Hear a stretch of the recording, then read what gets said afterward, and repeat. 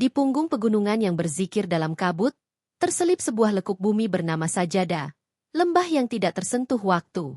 Di sana, detik-detik tak beranak pinak, menit tidak berduyun-duyun, dan jam-jam tiada berarak di langit nasib. Maka tersebutlah seorang musafir bernama Rahwan, yang datang dengan dada berat oleh tanya, kaki letih oleh asa, dan mata basah oleh doa yang tak kunjung menemukan pintu, amin. Ia mencari makna usia pada tanah yang menolak usia. Ia mengetuk gerbang keabadian dengan tangan fana yang gentar.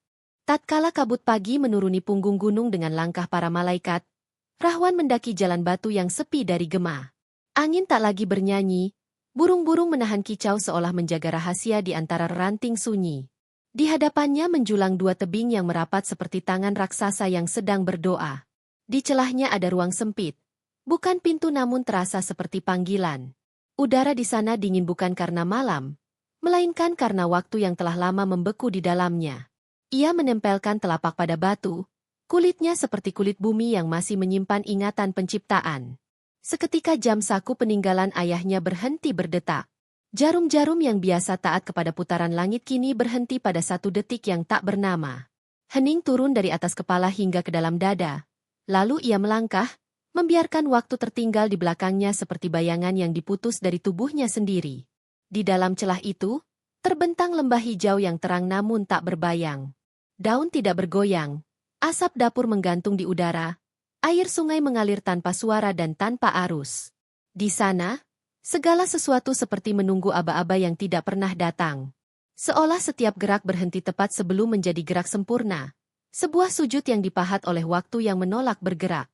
Dari kejauhan datang seorang perempuan berkerudung biru, warna yang menyeberangi malam dan fajar. Wajahnya seperti cahaya yang telah belajar menahan diri agar tak menyilaukan. Selamat datang di Sajada, katanya, hamparan sujud yang tidak mengenal usia. Suaranya menembus udara lembah seperti zikir yang lama tertunda. Di sini, yang hidup bukanlah waktu, melainkan makna di baliknya. Siapakah engkau? Tanya Rahwan. Laila, jawabnya lembut.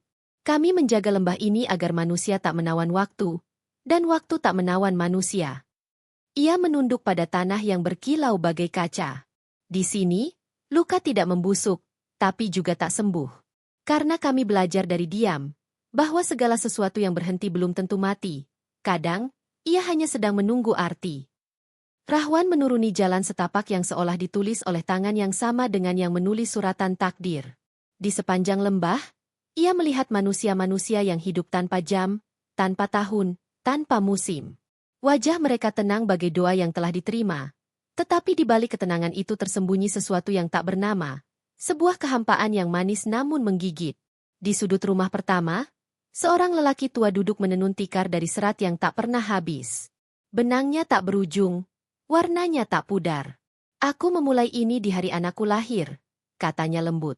Dan kini ia masih bayi, di rumah sana, menunggu tikar yang tak akan selesai. Di bawah pohon rimbun yang tak menjatuhkan daun, seorang pemuda memahat batu. Bentuknya hampir menjadi wajah. Tapi setiap kali pahatannya menyentuh garis sempurna, batu itu kembali polos seperti mula. Ia tersenyum tanpa getir, berkata, aku tak sedang membuat patung, aku sedang mengulang waktu agar ia tak menyakitiku. Rahwan memperhatikan pahatan itu, ia melihat guratan-guratan yang berulang seperti zikir, bukan kerja tangan tapi kerja jiwa yang sedang dipenjara oleh ketenangan. Di matanya, para penduduk ini tidak hidup dalam waktu, tapi waktu yang hidup dalam mereka, melingkar, menahan, dan menidurkan makna. Anak-anak berlarian di padang dengan tawa yang tidak meninggi atau menurun. Suara mereka seperti ayat yang terjebak di tenggorokan muadzin yang tak diizinkan mengakhiri adzan. Seekor kambing kecil berlari di antara mereka, kakinya tak meninggalkan jejak di tanah yang tak mau berubah. Perempuan-perempuan menumbuk padi di lesung batu, dan setiap dentuman menghasilkan gema yang sama panjangnya, sama dalamnya, sama suci nadanya. Rahwan merasa seperti berjalan di dalam gema yang tak kunjung reda, di dalam napas yang tak habis dihembus. Ia mendekati seorang lelaki paruhbaya yang tengah memperbaiki perahu di pinggir sungai yang airnya tak mengalir. Untuk apa kau siapkan perahu ini? Tanya Rahwan. Lelaki itu tersenyum. Untuk perjalanan yang tak akan berangkat, katanya ringan. Sebab di sini, laut tak pasang dan tak surut. Kami hanya menjaga agar dayung tak berkarat. Rahwan menatap wajahnya lama. Di sana tidak ada kesedihan, tapi juga tak ada harapan. Hanya kesadaran yang menggantung seperti bulan di langit yang tak pernah berganti malam. Menjelang petang yang tak menjadi malam, Rahwan berhenti di tengah lembah dan berbisik pada dirinya sendiri. Inikah makna dari keabadian? Ia merasakan dadanya sesak bukan oleh takut, tapi oleh keheningan yang terlalu penuh. Semua di lembah ini seperti doa yang tertahan di antara mulut dan langit. Tak tertolak, tapi juga tak dikabulkan. Ia mulai mengerti bahwa di sajadah, kehidupan bukanlah perjalanan menuju akhir, melainkan lingkaran sujud yang tak pernah mengucap salam penutup. Dan di antara napas lembah yang beku, Rahwan merasa untuk pertama kalinya, ia tidak sedang melihat masa depan, melainkan masa lalu yang menolak mati. Ketika matahari terhenti di puncak langit seperti mata yang enggan berkedip, Laila kembali datang membawa kendi berisi air sebening cahaya. Ia berjalan tanpa bayangan, tanpa bunyi langkah, seolah tanah berusaha menghormati setiap tapak yang ia tinggalkan. Minumlah, katanya pada Rahwan. Air ini tidak mengalir kemanapun, sebab ia telah tiba di tujuan sejak awal diciptakan. Rahwan meneguknya perlahan, dingin dan jernih. Rasanya bukan seperti air, melainkan seperti kenangan masa kecil yang tiba-tiba hidup kembali. Ia melihat wajahnya di permukaan kendi, dan di sana waktu menatap balik tanpa menua, tanpa memudar. Laila duduk di sampingnya. Kain birunya menutupi segala warna di sekitarnya. Kami bukan makhluk abadi, ujarnya lembut.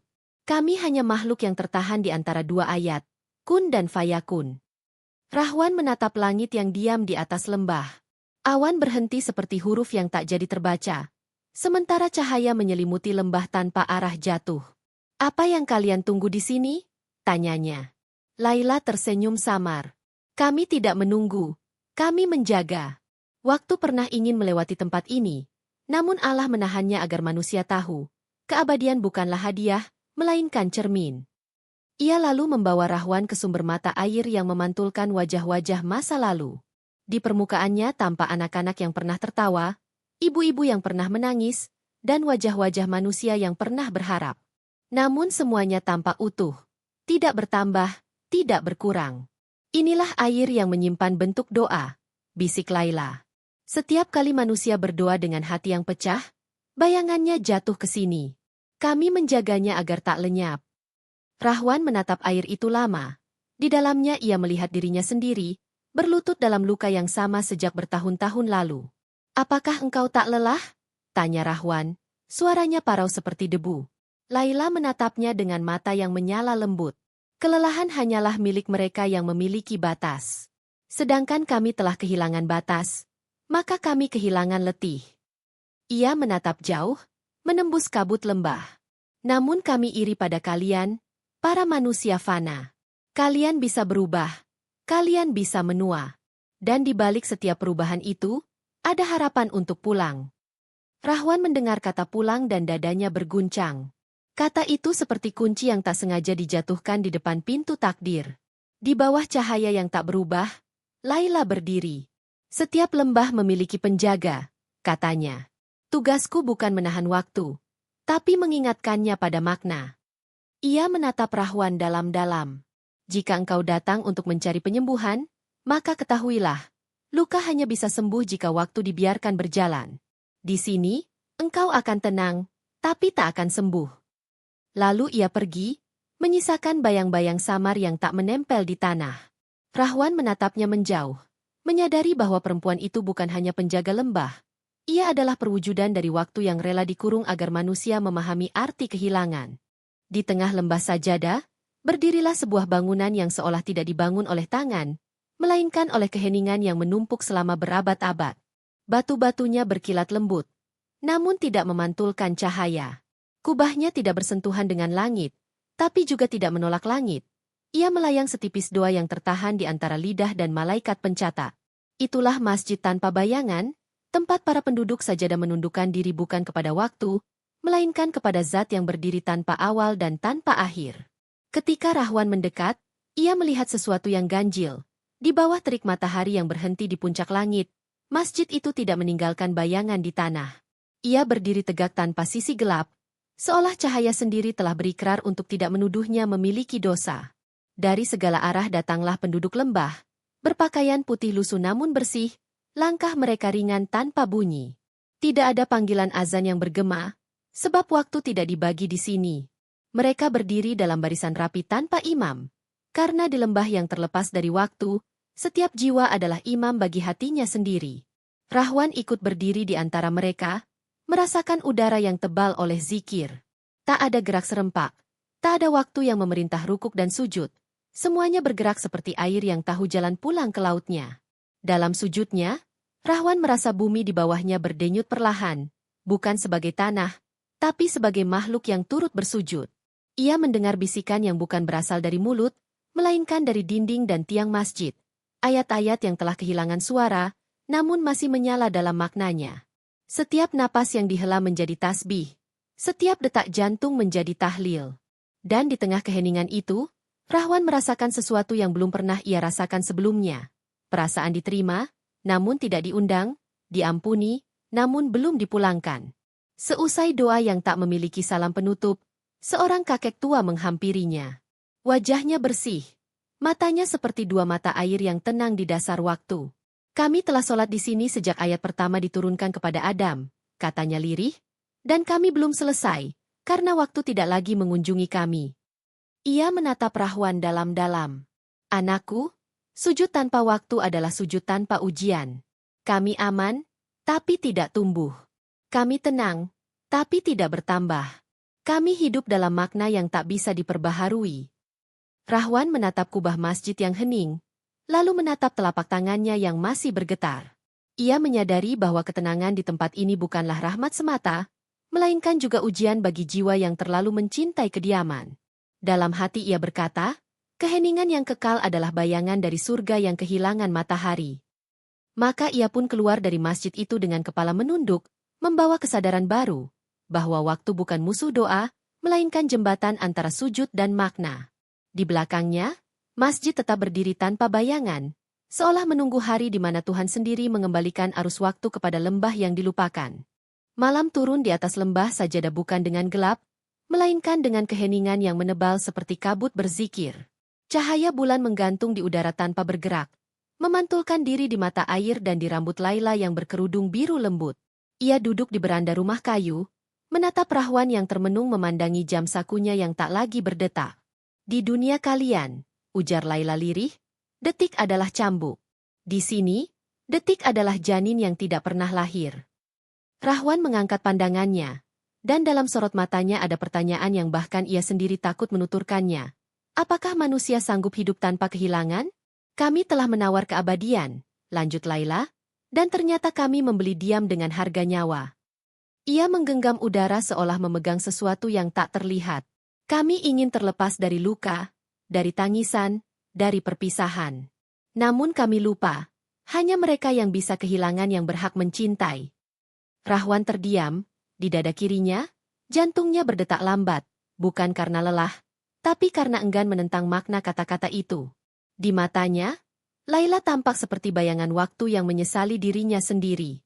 Ia berpikir, mungkin keabadian bukanlah hadiah, melainkan cermin di mana makhluk melihat wajahnya membeku dan tidak lagi mengenal perubahan. Mereka berjalan menuju batu besar di tepi lembah, batu yang dipenuhi ukiran nama-nama yang nyaris pudar. Inilah tempat para pengunjung meninggalkan diri mereka, kata Laila.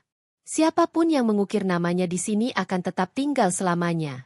Dan siapa yang pergi tanpa meninggalkan tanda, akan dilupakan lembah, dikembalikan kepada waktu.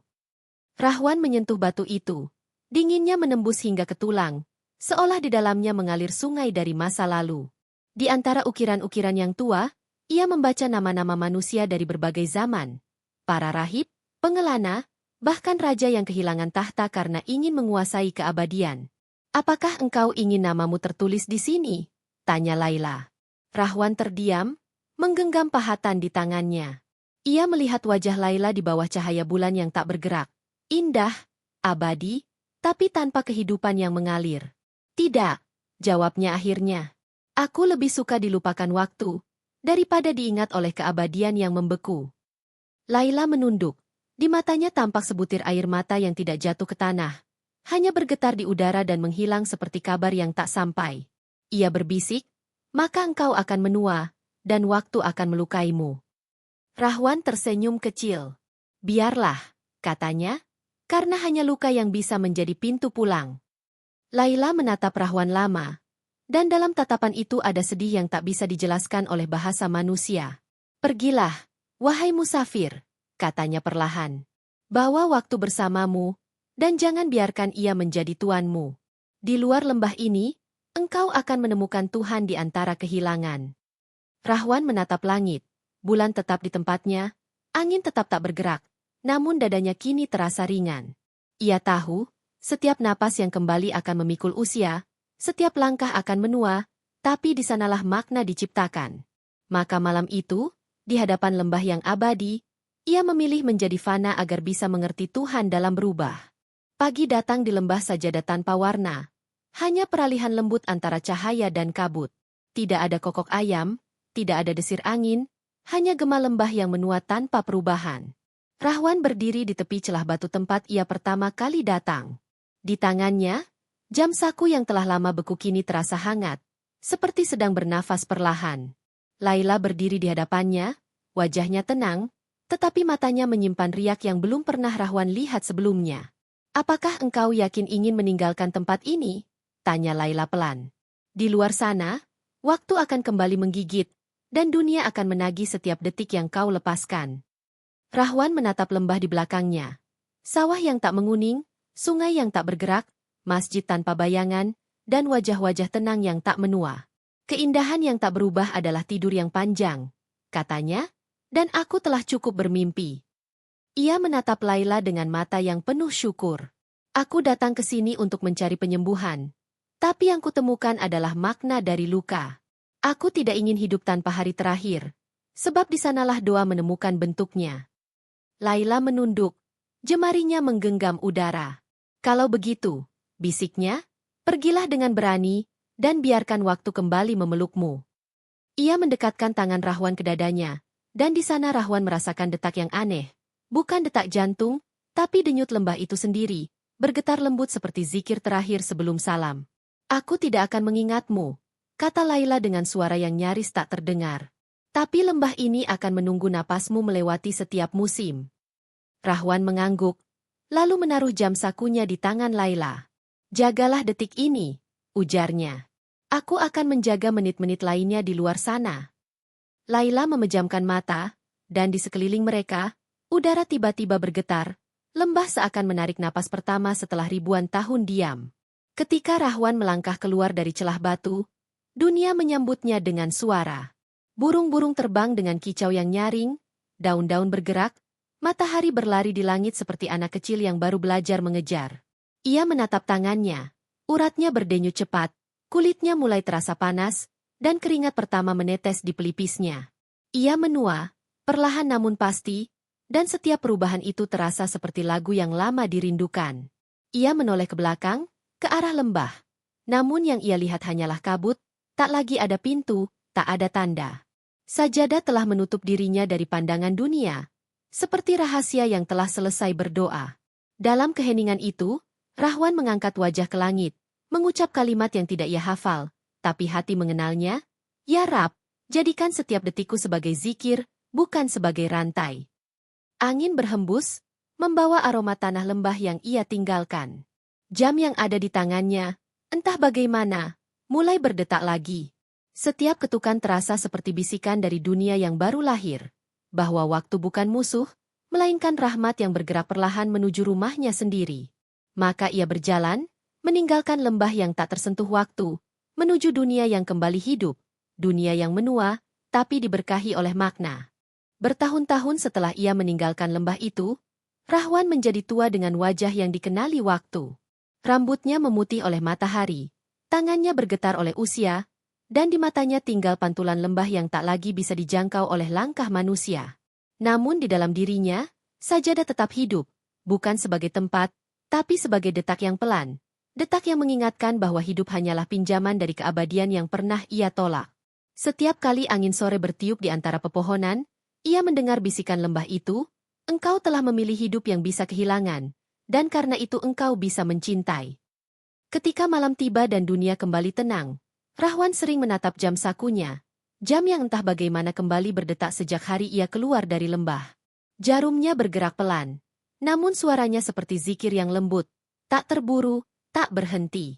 Di antara ketukan itu, Rahwan mengerti sesuatu yang dulu tidak ia pahami, bahwa waktu bukan rantai, melainkan sayap.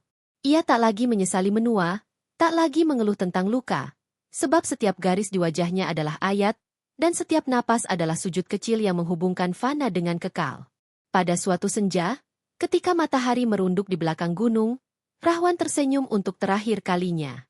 Dunia di sekitarnya seakan melambat, tetapi kali ini bukan karena waktu berhenti, melainkan karena hatinya telah menyamai irama lembah yang dulu diam. Ia menutup mata dengan damai, dan dalam detik itu, ia melihat Laila di kejauhan, berdiri di bawah cahaya biru, membawa jam saku yang ia tinggalkan.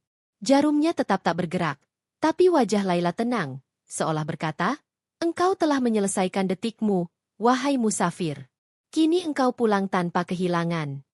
Dan ketika tubuh Rahwan ditelan bumi, hujan pertama turun setelah musim panjang yang kering.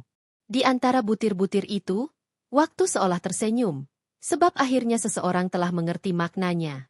Di tempat jauh yang tak terpetakan, lembah sajadah bergetar lembut, seperti seorang makhluk yang berdoa setelah tidur panjang. Di tengah kabutnya yang kuno, seorang perempuan berkerudung biru memandang ke arah langit, lalu berbisik, "Waktu telah kembali berjalan." Maka selesailah kisah ini, tentang seorang musafir yang menolak diam, tentang lembah yang menjaga makna, dan tentang Tuhan yang mempertemukan keduanya agar manusia belajar mencintai fana tanpa takut kehilangan. Karena sejatinya, keabadian bukanlah berhenti, melainkan terus bergerak bersama doa yang tidak pernah selesai. Dan di setiap napas manusia yang masih berani berharap, lembah sajadah masih berzikir dalam diam, mengajarkan bahwa yang tidak tersentuh waktu adalah makna, bukan manusia.